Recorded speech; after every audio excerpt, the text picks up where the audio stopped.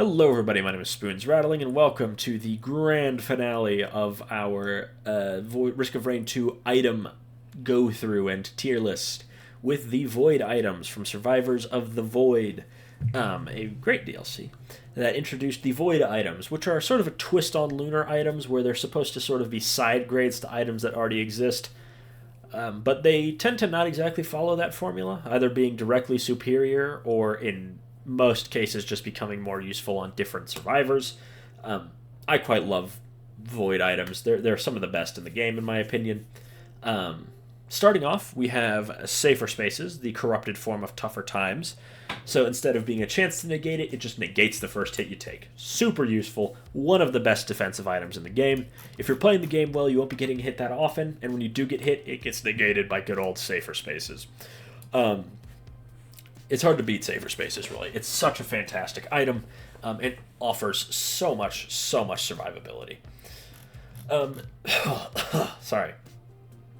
Next up, we have Needle Tick, probably the best example of the Void item concept. Needle Tick is a side grade to Tri-Tip, where instead of stacking the bleeds, you stack Collapse, which does more damage, but it doesn't stack as infinitely as bleed does, as it's on a fixed timer. So it's better on burst survivors, worst on sustained survivors. Perfect example of a side grade taking an item and taking it into something that's more useful on different survivors. Next, we have Lost Seer's lenses, much maligned, and for good reason. This replaces your lens makers, and instead of being a chance to crit, it's a 0.5% chance to instant kill any non-boss enemy. So Lost Seers do suck in extremely rare circumstances. They're actually really fun. I had a run going where I was playing Mercenary, and I died with Pluripotent Larva, which we'll get to later. And it replaced my 11 glasses with Lost Seer's lenses. And you'd be surprised on Mercenary. He attacks him. I don't know if he attacks enough or if it's just the proc chance or whatever it may be. Anytime I used my ability, I heard that ultra satisfying void noise of him dying, of enemies dying, and it felt crazy. I also was able to just trounce the Lost Sun with that build. But I'm not going to lie and say this is a good item. It is an item that is only good if you extremely skew into it. And for that, I am going to put it down with, unfortunately, what I called the do-nothing items. I know that a lot of people were talking about Chance Stall, and Chance Stall probably could be moved up, but I just don't have enough experience with it. And also it relies on gambling, which can always go bad. Wungus, absolutely amazing. One of the best healing items in the game. Where do I want to put Wungus? I'll put Wungus at the top of B tier. Mainly because Wungus isn't going to make your run, but Wungus is certainly going to help your run. I love Wungus. It's really good on every survivor, with the exception of Engineer. Next up, we have the Void Encrusted Key. I don't know what this is called. I think it's just Void Key or something like that. It gives you a Void lockbox, which lets you choose between 3 Void items. Super good, because a lot of the Void items are super good. But it is still sort of just a win more item that can also sometimes just feed into a loop of getting more keys, hoping for something better. But still, I'm not going to say Void Keyed isn't good. I'm going to put it at the top of B tier. Again, won't make your run, but certainly can help in aiding your run. Polyloot, absolutely easy A tier.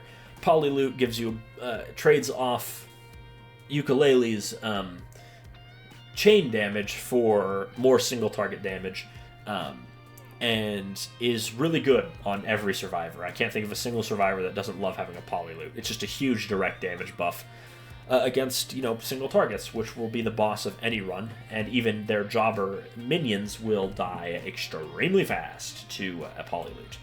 Fantastic. Love Polyloot. Really good. Fantastic on Railgunner, on Loader, on Bandit with Desperado, whatever it may be. Polyloot's always good. Void Band is not. Void Band is quite awful. It corrupts your bands and replaces them with a black hole effect that does less damage and has a longer cooldown. Again, with insane stacks, it can be good, but that's true of almost any item. This item also appeared in that mercenary run with Lost Seer's lenses. Yeah, there's not much to say about Void Bands. It's just not good. They just really are not good. And they take away some of the best items in the game in your bands and replace them with something much worse. Lysate Cell, very character dependent. The main thing I know about Lysates is it lets my engineer have 3 turrets, which is in fact insane. 3 turrets, just a lot more damage output, more healing with Bungus. I love Lysate Cells. I'm just going to drop it right next to Fuel Cell. Probably higher, though, because there's, not something that gives you extra charges of your skills very often. You know what I mean? Next up is the Void Sent Flame. This is the corrupted version of Will-O-Wisp, and in a lot of ways it's just a superior Will-O-Wisp. Where Will-O-Wisp helps you clean up, Void Sent means you never have to clean up.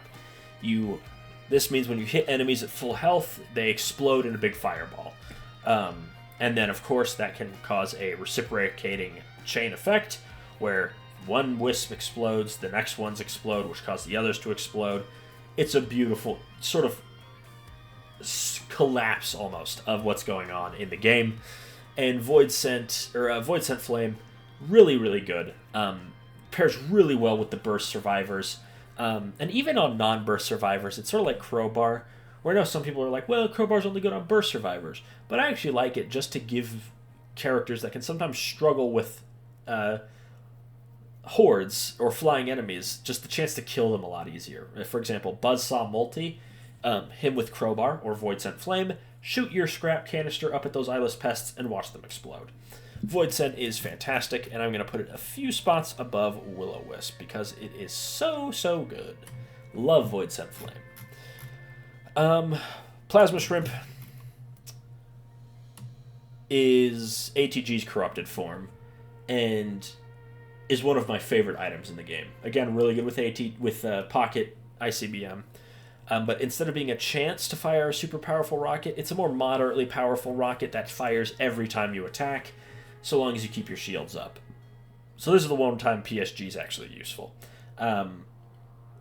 Plasma Shrimp is super good, effectively just for any sort of sustained damage survivor.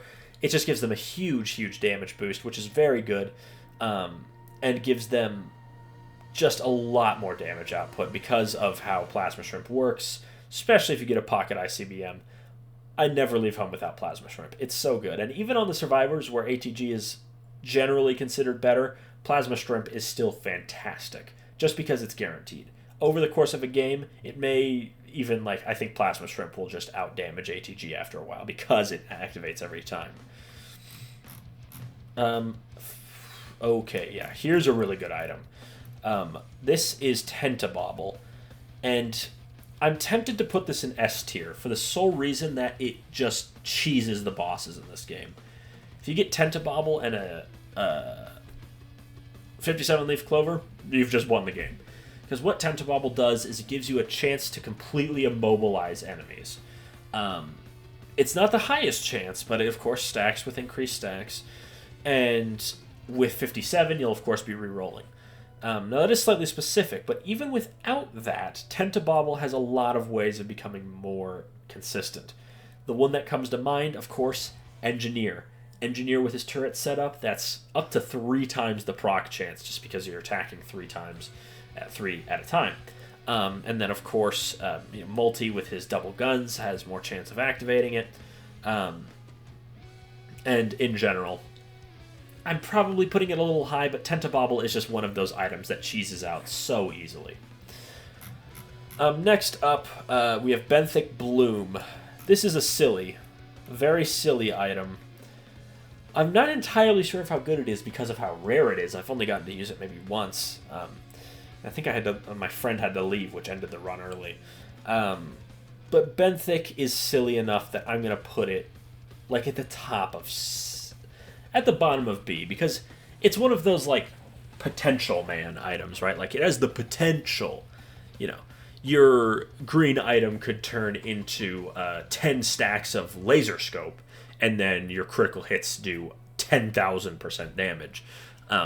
But also, it could turn all of your movement items into hunter's harpoons, and then you would be completely out of luck. It is a gambler's wet dream, one may say, because what's better than saying let's go gambling than gambling every stack of one of your items for the chance at getting something crazy, whether that be, getting a extra